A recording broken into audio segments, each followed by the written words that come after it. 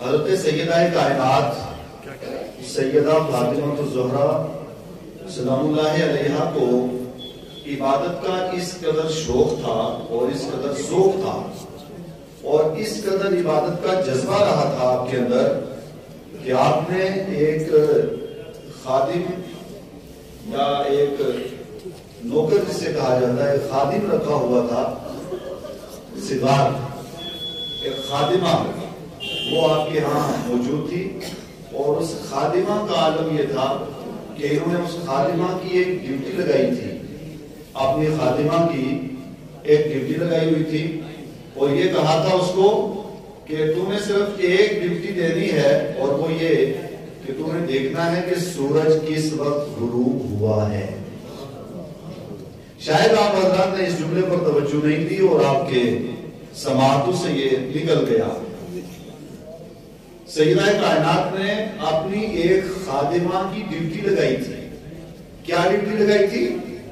کہ تو نے مجھے آ کر کے خبر دینی ہے کہ سورج، چاند نہیں، سورج کیا ہوا ہے؟ غروب ہو گیا، سورج غروب ہو گیا۔ اب آپ لوگ سنجیدہ ہیں، شعور والے ہیں، اور عقل و شعور اللہ تعالیٰ نے سب کو دی ہے۔ جب صبح سورج نکلتا ہے تو کہنے کی ضرورت نہیں پڑتی۔ ہمارے مکان ایسے ہیں، اور ظاہر ہے کہ انسان اٹھتا ہے، باہر جاتا ہے تو پتہ چل جاتا ہے، اور پھر جب سورج غروب ہوتا ہے تو غروب ہونے کا بھی انسان کو پتہ چل جاتا ہے، مگر اس کو پتہ نہیں چل سکتا بظاہر کہ جس نے مکان بنایا ہو، مکان کے اندر کمرہ ہو، کمرے کے اندر پھر کمرہ ہو، پھر اس کمرے کے اندر جا کر کے ایک کوٹھی بنائی ہو، اور وہ کوٹھی چاروں طرف سے بند ہو، تو جب تک کوئی باہر سے آئے گا نہیں تب تک انسان کو پتہ نہیں چلے گا، یا جب تک انسان باہر جائے گا نہیں تب تک اس کو پتہ نہیں چلے گا کہ باہر دن ہے یا رات ہے۔ جب تک باہر جائے گا نہیں تب تک پتہ نہیں چلے گا۔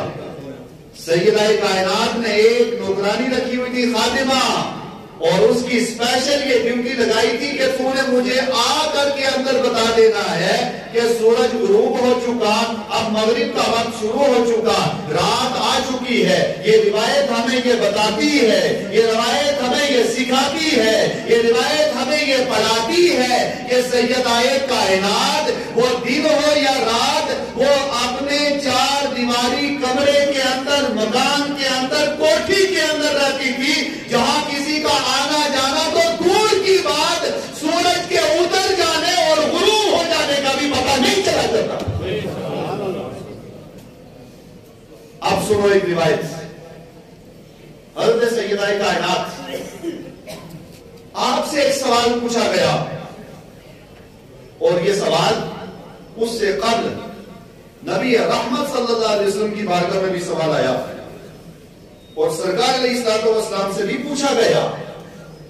اب ان ساری روایات کا خلاصہ یہ میرے پاس کتاب موجود ہے، مسند فاطمہ الزہرا، علامہ جلال الدین سیوطی کی روایت کرتے ہیں۔ اس روایت کو ائمہ اہل بیت اطہار نے نقل کیا ہے۔ مجلس لگی ہوئی تھی صحابہ کرام کی، جلیل القدر صحابہ کرام موجود تھے، صدیق اکبر بھی ہیں، فاروق اعظم بھی ہیں، عثمان غنی بھی ہیں، مولا کائنات بھی جلوہ گر ہیں، اور باقی اجلاء صحابہ کرام جلوہ گر ہیں۔ ایسے عالم میں نبی رحمت صلی اللہ علیہ وسلم آپ نے ایک سوال پوچھا، اور دوسری روایت میں آتا ہے کہ سرکار کی بارگاہ میں سوال کیا گیا۔ سوال کیا تھا؟ اَيُّ شَيْءٍ خَيْرٌ لِلْمَرْأَةِ، سوال کیا یا رسول اللہ صلی اللہ علیہ وسلم عورت کے لیے سب سے افضل عمل کون سا ہے؟ پوچھا گیا ایو شیئن، کون سی چیز خیر بہتر ہے للمرأۃ، عورت کے لیے۔ اب اس سوال کا بعد میں پھر سلسلہ چلتا رہا، مجلس پر بات ہو گئی، صحابہ کرام اپنے گھروں میں تشریف لے گئے۔ مولا کائنات اور باقی صحابہ کرام تشریف لے گئے، یہاں تک کہ کچھ لوگ اپنے اپنے گھروں میں چلے گئے، مگر یہ سوال برقرار تھا محفل کے اوپر اور مجلس کے اوپر کہ عورت کے لیے سب سے بہتر کیا ہے. یہاں تک کہ پھر جب دوسری بار مجلس لگی تو مولا کائنات تشریف لائے اور مولا کائنات نے ارشاد فرمایا کہ یا رسول اللہ صلی اللہ علیہ وسلم، عورت کے لیے سب سے افضل یہ ہے کہ ان لا ترى رجلا ولا يراها. فرماتے ہیں کہ یا رسول اللہ صلی اللہ علیہ وسلم، عورت کے لیے سب سے افضل عمل نماز سے افضل، روزے سے افضل، زکات سے افضل، حج سے افضل، عبادت سے افضل، تقوی سے افضل، اس کے بعد ذکر سے افضل، کلمات سے افضل، مسجد تعمیر کرنے سے افضل، تعمیر کروانے سے افضل، خدا کی راہ میں خرچ کرنے سے افضل، کھانا کھلانے سے افضل. غرض یہ کہ جتنے اعمال ہیں اگر سب کو ایک طرف رکھ دیا جائے، ایک پلڑے ایک ترازو کے اندر لے لیا جائے اور دوسرے ترازو میں دوسرا عمل رکھا جائے، وہ ان سب کے اوپر بھاری ہو. مولا کائنات فرماتے یا رسول اللہ، وہ عمل یہ ہے جو عمل عورت کے لیے سب سے اعلیٰ ہے، وہ یہ ہے کہ عورت کی نظر مرد پر نہ پڑے، مرد کی نظر عورت پر نہ پڑے. یہ عورت کے لیے سب سے افضل عمل ہے. بولو کیا سب سے افضل عمل کیا ہے؟ تو ارشاد فرمایا کہ سب سے افضل عمل یہ ہے کہ عورت کی نظر مرد پر نہ پڑے. بولو عورت کی نظر مرد پر نہ پڑے اور مرد کی نظر عورت پر نہ پڑے، عورت کے چہرے پر نہ پڑے، اس کے جسم پر نہ پڑے. یہ مرد کے لیے اور یہ عورت کے لیے سب سے افضل عمل ہے. اب اس کے بعد اگلا جملہ، سرکار علیہ السلام نے پوچھا کہ یہ جواب آپ نے کہاں سے حاصل کیا؟ یہ جواب کہاں سے حاصل کیا؟ یہ جواب آپ کو کس نے عطا کیا؟ کس جگہ سے ملا؟ پوری مجلس سے پوچھا، تمام صحابہ کرام سے پوچھا کہ یہ جواب کہاں سے ملا؟ مولا کائنات نے جواب دیا یا رسول اللہ، یہ جواب سیدہ کائنات سے ملا.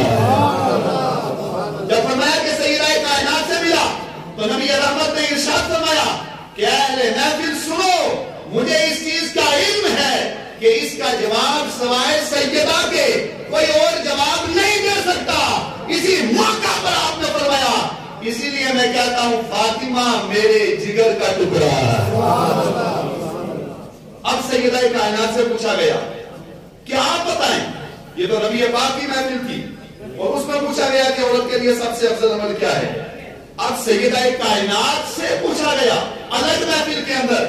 روایت کرنے والی حضرت سیدہ عائشہ صدیقہ رضی اللہ عنہا سرکار علیہ السلام کی زوجہ محترمہ ہیں، وہ روایت کرتی ہیں سیدہ کائنات سے پوچھا گیا کہ آپ بتا دیں کہ جو عمل عورت کے لیے سب سے بہتر ہے.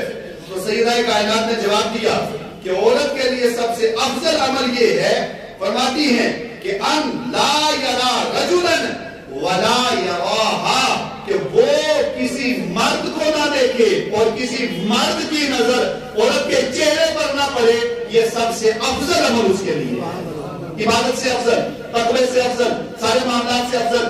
اب اسی لیے تو تبھی ذہن میں بات بھی آتی ہے کہ سیدہ کائنات نے ایک نوکرانی خادمہ رکھی ہوئی تھی جس کی ایک ڈیوٹی لگائی تھی کہ آ کر کے مجھے بتا دینا کہ سورج غروب ہو چکا ہے. وہ آ کر کے بتاتی تھی. اب آگے کیا ہے، ایک روایت اور بات ختم. ان کی عبادت کا عالم یہ تھا کہ جب وہ عورت آ کر کے آپ کی خادمہ آپ کو کہتی تھی اے سیدہ کائنات اب تو سورج غروب ہو چکا ہے، اب رات ہو چکی ہے، تو سیدہ کائنات اپنے حجرہ مبارکہ کے اندر اللہ اکبر کہہ کے نماز شروع کر لیتی. اور آگے روایت کے اندر آتا ہے کہ رات چلتی اور یہاں تک کہ رات ہو جاتی، اور جب صبح کے وقت سورج طلوع ہوتا اس سے پہلے جب صبح کا وقت نمودار ہوتا، فجر کا وقت قریب آتا، تھوڑی تھوڑی جو ہے وہ دھوپ اور روشنی سامنے آتی تو یہ خاتمہ دوبارہ آتی اور آگر کے تصور کرتی کہ ہو سکتا ہے سیدہ کائنات آرام فرما رہی ہوں، میں آ کر کے ان کو اٹھاؤں اور کہوں کہ نماز کا وقت ہو چکا ہے،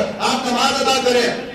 مگر آپ کی یہ خاتمہ کہتی ہے کہ خدا کی عزت کی قسم سیدہ کائنات کا عالم یہ تھا کہ کوئی رات میں نے ایسے نہیں دیکھی کہ جس رات صبح کے وقت آ کر کے مجھے سیدہ کائنات کو اٹھانے کی ضرورت پڑتی، جب بھی میں آتی اٹھانے کی نیت سے سیدہ کائنات کو کبھی رکوع میں پاتی، کبھی سجدے میں پاتی، کبھی عبادت میں پاتی، کبھی اللہ اکبر میں کہتی، کبھی قیام کی حالت میں، کبھی قرات کی حالت میں، کبھی رکوع کی حالت میں، کبھی سجدے کی حالت میں، اور کبھی ہاتھ اٹھا کر کے مصطفیٰ کی گناہگار امت کے لیے دعا کرتے ہوئے نظر آیا۔ عبادت کا عالم یہ ہے کہ پوری رات عبادت کے اندر گزار دیتی ہے، دعا کرتی ہے اللہ ایسی رات دے کہ تسلی جی بخش میں تیری عبادت کر لوں۔ لمبی راتوں میں، سردیوں کی راتوں میں ساری چیزیں، ساری مشقتیں ایک طرف برداشت کر کے پوری رات عبادت کر کے امت کو یہ درس دیا ہے، چاہنے والوں کو یہ درس دیا ہے، قیامت تک آنے والی خواتین کو یہ درس دیا ہے کہ حقیقی معنی میں سیدہ کائنات کی سیرت کا پیکر اور حقیقی معنی میں سیدہ کائنات کی غلام وہی عورت ہو سکتی ہے کہ جو دن کو اپنے گھر کے کام کاج میں رہے، کسی مرد کی نظر اس پر نہ پڑے، نہ اس کی نظر کسی مرد پر پڑے۔ مگر یہاں تو حالات الگ ہیں، یہاں تو واقعات الگ ہیں۔ میاں صاحب آپ تشریف رکھیں، فیصلہ ہم خود کریں گے، زمین کا فیصلہ ہم خود کریں گے، گھر کا فیصلہ ہم خود کریں گے، باقی معاملات ہم خود کریں گے، سکول کے مسئلے ہم خود نبھائیں گے، ٹیوشن کے مسئلے خود نبھائیں گے، کام کاج کے خود نبھائیں گے، سامان بازار میں لینا تو خود نبھائیں گے۔ اس کے بعد دعویٰ کریں ہم سیدہ کائنات کو ماننے والی یہ نہیں ہو سکتا۔ حقیقی معنی میں سیدہ کائنات کی سیرت کا پیکر وہی عورت ہو سکتی ہے کہ جس کی نظر نہ کسی مرد پر پڑی ہو اور نہ ہی کسی مرد کی نظر اس کے چہرے پر پڑی ہو، وہی حقیقی معنی میں سیدہ کائنات کی سیرت کی پیکر ہو سکتی ہے۔ یہ انہوں نے درس دیا ہے، جب تک اس درس کو اپنائیں گے نہیں تب تک حقیقی معنی میں سیدہ کائنات کی سیرت کا پیکر نہیں بن سکتی ہے۔